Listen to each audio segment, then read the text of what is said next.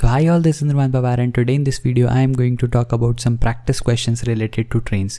तो जानेंगे इस वीडियो में किस तरीके से हम सॉल्व कर सकते हैं different questions related to train, और देखेंगे किस तरीके से जो कुछ हमने लास्ट वीडियो में बेसिक्स और कॉन्सेप्ट सीखे थे उनको हम कैसे अप्लाई कर सकते हैं. So watch the video till end you will know it all.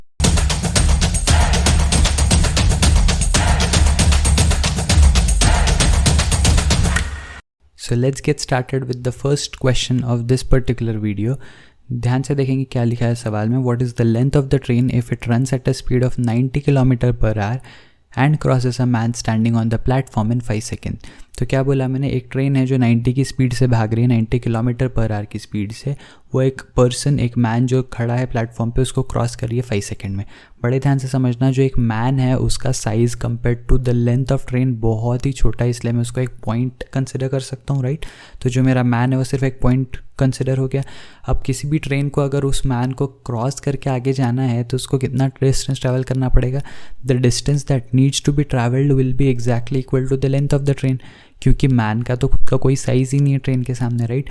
तो ट्रेन को एग्जैक्ट उतना ही चलना पड़ेगा जितनी उसकी खुद की लेंथ है. तो मैं क्या लिख सकता हूँ, मुझे पता है स्पीड इज इक्वल्स टू होता है डिस्टेंस अपॉन टाइम. डिस्टेंस कितना चलना पड़ेगा, exactly equal to length of train, और वही चीज़ है जो मुझे इस क्वेश्चन में फाइंड आउट भी करनी है ना, लेंथ ऑफ ट्रेन. नीचे टाइम जो मुझे लगा वो कितना लगा, 5 सेकेंड लगा, और स्पीड कितनी दी हुई है 90. लेकिन अगर आप यहाँ पे डायरेक्टली 90 को सब्स्टिट्यूट करके अगर आप इसका आंसर फाइंड आउट करोगे तो आपका आंसर हो जाएगा गलत.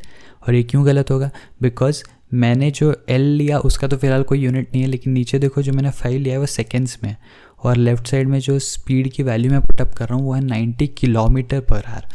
अब मैं km/h और सेकेंड को साथ में इक्वेट नहीं कर सकता, राइट. तो इसलिए मुझे 90 km/h को पहले कन्वर्ट करना पड़ेगा किस में, मीटर/सेकेंड में. हमेशा याद रखना, जब कभी आपको km/h को मीटर/सेकेंड में कन्वर्ट करना हो तो आपको सिंपली उसको 5/18 से क्या कर देना है, मल्टीप्लाई कर देना है. सही बात है. तो क्या होगा, अब 18 5 हो जाएगा 90, 5 हो जाएगा 25, यहाँ पे मुझे मिल जाएगा L/5. तो लेंथ कितनी हो जाएगी, 25 × 5 विच इज़ नथिंग बट, तो देखो 25 × 5 हो जाएगा 125. तो मुझे 125 मीटर क्या मिल गई, लेंथ ऑफ ट्रेन. तो ट्रेन की लेंथ कितनी आएगी इस सवाल में, इस सवाल के हिसाब से इसमें जो गिवन कंडीशन है उसके अकॉर्डिंग अगर 90 km/h की स्पीड से कोई ट्रेन भाग रही है और वो 5 सेकेंड में किसी मैन को क्रॉस करती है, इसका मतलब उस ट्रेन की लेंथ कितनी होगी, 125 मीटर, राइट. आई होप आप लोगों को ये सवाल समझ में आया होगा. And let's move to the next question. अब इस सवाल में क्या दिया है, बड़े ध्यान से समझना. A train crosses a car moving with a speed of 50 metre per second in the same direction as that of train in 20 second. क्या बोला, एक कार चल रही है, उस कार को एक ट्रेन ने क्रॉस किया है, लेकिन जैसे पिछले केस में मैन चुपचाप खड़ा था प्लेटफॉर्म पे, यहाँ पर कार खड़ी नहीं है, कार खुद चल रही है. कितने की स्पीड से, 50 मीटर/सेकेंड की स्पीड से कार चल रही है. अब उस चलती कार को मेरी चलती ट्रेन ने क्रॉस किया है. तो इस केस में क्या होगा, सिंस दोनों चीज़ें कार और ट्रेन दोनों मोशन में, तो कॉन्सेप्ट कौन सा लग जाएगा, रिलेटिव मोशन का कॉन्सेप्ट लग जाएगा, रिलेटिव स्पीड का कॉन्सेप्ट लग जाएगा, राइट. तो बेसिकली ट्रेन और कार के बीच में एक्चुअल स्पीड्स में नहीं लूँगा, बिकॉज दोनों मोशन में है. दोनों मोशन में तो मुझे लेना पड़ेगा रिलेटिव स्पीड. रिलेटिव स्पीड क्या हो जाएगी इन दोनों के बीच की.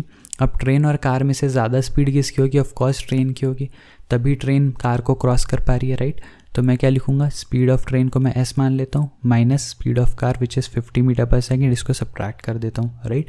क्योंकि हम लोगों ने, अगर आपको याद होगा, रिलेटिव स्पीड के कॉन्सेप्ट में ये देखा था कि जब दोनों चीज़ें सेम डायरेक्शन में मूव करती है तो उनकी relative speed is basically the difference of the two speeds, right.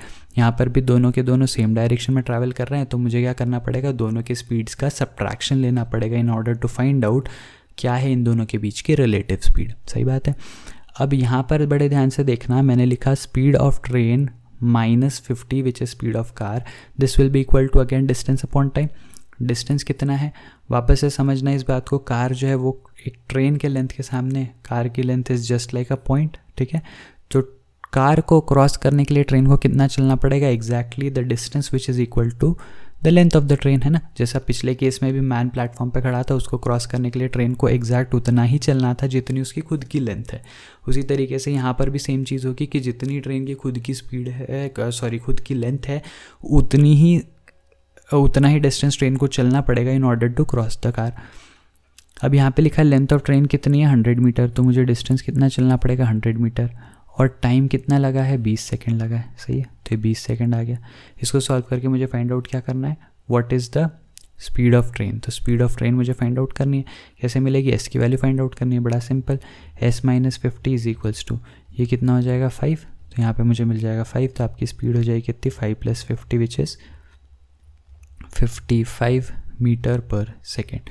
तो ये क्या हो गई, स्पीड ऑफ ट्रेन हो गई। तो स्पीड ऑफ ट्रेन मुझे कितनी मिल गई, 55 मीटर पर सेकेंड। सही है। सो आई होप आप लोगों को ये सवाल भी समझ में आया होगा। And let's move on to the next question which is question number 3। If a train is travelling with a speed of 72 metre per hour, crosses a platform in 40 seconds and a man standing on the platform in 5 seconds, then what is the length of platform? तो हमने question number 1 देखा, question number 2 देखा। दोनों questions में हमने ये देखा कि एक ट्रेन जो थी वो एक पॉइंट ऑब्जेक्ट को क्रॉस कर रही थी, है ना। पहले केस में उसने मैन को क्रॉस किया, सेकंड केस में उसने कार को क्रॉस किया। दोनों ही केस में मैन हो चाहे कार हो, they were just point size in front of the length of the train, right. लेकिन इस केस में ट्रेन दो चीज़ों को क्रॉस कर रही है, एक a man standing on platform which is just like the question number 1, लेकिन सेकेंड उसने एक प्लेटफॉर्म को भी क्रॉस किया है। नाउ इफ़ यू रिमेंबर, मैंने आपको बताया था कि जब कभी आपको किसी चीज़ को क्रॉस करना है तो ट्रेन के केस में आपको कितना डिस्टेंस चलना पड़ेगा, एग्जैक्टली पहले तो उतनी लेंथ जितना आपको क्रॉस करना है, और दूसरा खुद की ट्रेन की लेंथ भी, राइट। तो जब आप प्लेटफॉर्म को क्रॉस करेंगे तो आपको डिस्टेंस चलना पड़ेगा length of platform plus length of train, और जब आप मैन को क्रॉस करोगे तब आपको सिर्फ और सिर्फ लेंथ ऑफ ट्रेन का डिस्टेंस कवर करना पड़ेगा। सही बात है। वापस से सवाल पे आते हैं, समझते हैं इस बात को। If a train is travelling with the speed of 72 kilometre per hour, crosses a platform in 40 seconds. तो प्लेटफॉर्म और मैन ऐसी दो अलग अलग सिचुएशंस है, दोनों सिचुएशन में स्पीड सेम है, that is 72 kilometre per hour. क्या करूँगा मैं, speed is equals to distance upon time का एक्सप्रेशन दो बार लगा दूंगा, एक बार प्लेटफॉर्म के लिए एक बार मैन के लिए। प्लेटफॉर्म के लिए देखते हैं पहले, स्पीड की वैल्यू कितनी है 72, लेकिन अगेन किलोमीटर पर आवर में है, बाकी वैल्यूज़ जो है वो सेकंड्स में गिवन है। तो पहले मैं इसको 5/18 से मल्टीप्लाई कर दूँ। 5/18 से मल्टीप्लाई करने से क्या होता है, कोई भी वैल्यू जो किलोमीटर पर आवर में थी वो कन्वर्ट हो जाती है किसमें, मीटर पर सेकंड में। सही है। तो मैंने पहले तो इसको 5/18 से मल्टीप्लाई कर दिया, तो मुझे मिल गया ये वेलोसिटी या speed in metres per second equal to distance कितना चला है। ये मैं इक्वेशन लिख रहा हूँ प्लेटफॉर्म के लिए, तो प्लेटफॉर्म में ट्रेन की लेंथ को L मान लेता हूँ और प्लेटफॉर्म की लेंथ को D मान लेता हूँ, है ना। दो में से कोई भी एक चीज़ मान लो। तो L is the length of the train and D is the length of the platform. तो इतना टोटल डिस्टेंस मुझे चलना, और ये डिस्टेंस मैंने कितने टाइम में कवर किया है, 40 सेकेंड्स में। तो यहाँ पे नीचे आ जाएगा 40। सही बात है। उसी तरीके से मेरा सेकंड इक्वेशन क्या बनेगा कि अगर मैं 72 की ही स्पीड से चल रहा हूँ, वापस मुझे 5/18 से मल्टीप्लाई करना पड़ेगा in order to make it 10 metres per second. और अब डिस्टेंस में क्या कवर कर रहा हूँ, अब मैं एक मैन को क्रॉस कर रहा हूँ सेकेंड केस में, तो अगेन उसकी खुद की कोई लेंथ में कंसिडर नहीं करूँगा, because again that is a point object. तो सिर्फ लेंथ ऑफ ट्रेन आएगा। लेंथ ऑफ ट्रेन को मैंने L मान रखा है, तो यहाँ पे आएगा L, और इसके लिए मैंने टाइम कितना लिया है 5 सेकेंड्स का, तो यहाँ पे आ जाएगा 5। सही बात है। दोनों एक्सप्रेशंस को सॉल्व करके मुझे D की वैल्यू फाइंड आउट करनी है, बिकॉज मुझे पूछा गया what is the length of platform, जिसको मैंने D लिया है इस केस में, राइट। कैसे सॉल्व करेंगे, पहले मैं सेकंड वाला इक्वेशन सॉल्व करता हूँ, बिकॉज वहाँ पे सिर्फ एक ही वेरिएबल दिख रहा है। 18 4 हो जाएगा 72, राइट। तो 4 5 हो जाएगा 20, 20 इज इक्वल्स टू L/5। तो L की वैल्यू कितनी हो जाएगी 20 × 5 दैट इज़ 100 मीटर्स।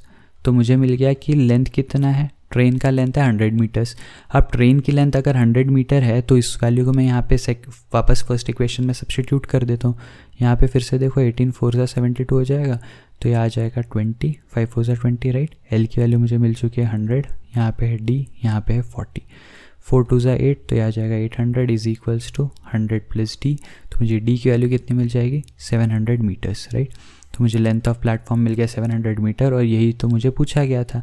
तो मेरा फाइनल आंसर क्या हो जाएगा 700 मीटर, या इसी चीज़ को आप 0.7 किलोमीटर भी बोल सकते हो। तो बेसिकली अगर ये जो गिवन सिनारियो है, अगर ये सिनारियो रहता है किसी भी सिचुएशन में जहाँ पे एक ट्रेन 72 किलोमीटर पर आवर की स्पीड से चलते हुए 40 सेकेंड में एक प्लेटफॉर्म को क्रॉस कर रही है और 5 सेकेंड में एक मैन को क्रॉस कर रही है, स्टैंडिंग मैन को, तो उस केस में जो लेंथ ऑफ प्लेटफॉर्म आएगा वो कितना आएगा 700 मीटर। सही है। आई होप आप लोगों को ये सवाल समझ में आया होगा। थोड़ा भी डाउट है तो थोड़ा सा वीडियो पीछे करना और इस क्वेश्चन को फिर से देख लेना।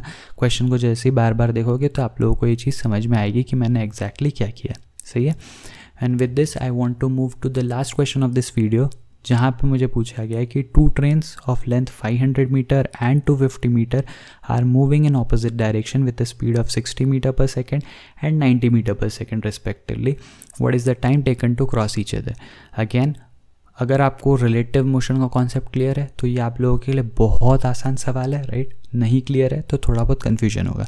तो बेटर ये है कि अगर आपको रिलेटिव मोशन का कॉन्सेप्ट नहीं पता है, रिलेटिव स्पीड का कॉन्सेप्ट नहीं पता है, तो पहले आप पिछले वीडियो में जाके रिलेटिव स्पीड के बारे में जान लें और उसके बाद में इस क्वेश्चन पे फोकस करें। अगर आपको रिलेटिव स्पीड का आइडिया है तो यहाँ पे आपको ये देख के समझ में आ जाएगा कि कितना आसान सवाल है और कितना ईजीली ये क्वेश्चन बन जाएगा।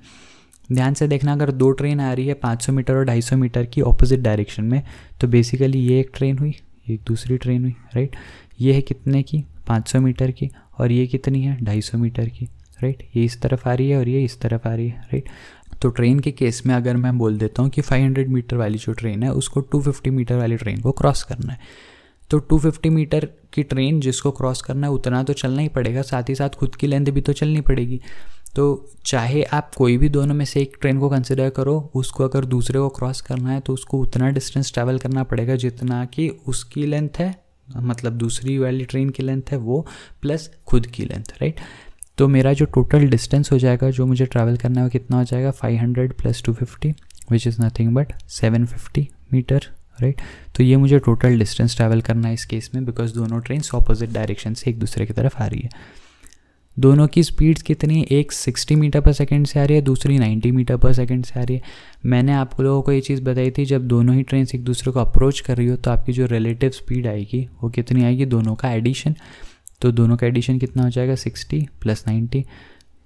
बहुत अच्छी चीज़ इस सवाल में क्या है कि दोनों मीटर पर सेकंड में गिवन वैल्यूज है, तो मुझे कुछ भी कन्वर्जन करने की ज़रूरत नहीं है। यूनिट्स पर बड़े ध्यान से फोकस रखना, कभी भी अगर किलोमीटर पर आवर है तो मीटर पर सेकंड में कन्वर्ट कर लेना, या फिर पूरा का पूरा question he kilometre per our में सॉल्व करना, इंक्लूडिंग सारे टाइम और डिस्टेंस के यूनिट्स को भी आप किलोमीटर और आवर्स में कन्वर्ट कर लो, ये इंश्योर करके, राइट।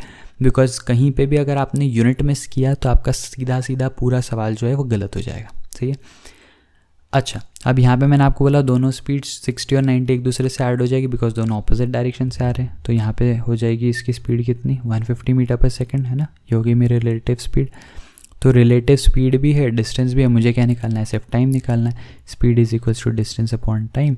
तो यहाँ से मुझे मिलेगा स्पीड इज़ 150, डिस्टेंस इज़ 750 और जो टाइम है उसको मैं टी रख देता हूँ। तो यहाँ से 0 से 0 हो जाएगा ख़त्म और यहाँ पे मुझे मिल जाएगा 5। तो इससे मुझे मिल गया t is equals to 5 seconds. तो बेसिकली इस केस में दोनों ट्रेन्स को फुल्ली एक दूसरे को क्रॉस करने के लिए 5 सेकेंड तक चलना पड़ेगा। 5 सेकंड में दोनों ट्रेन्स एक दूसरे को क्रॉस कर जाएगी, राइट।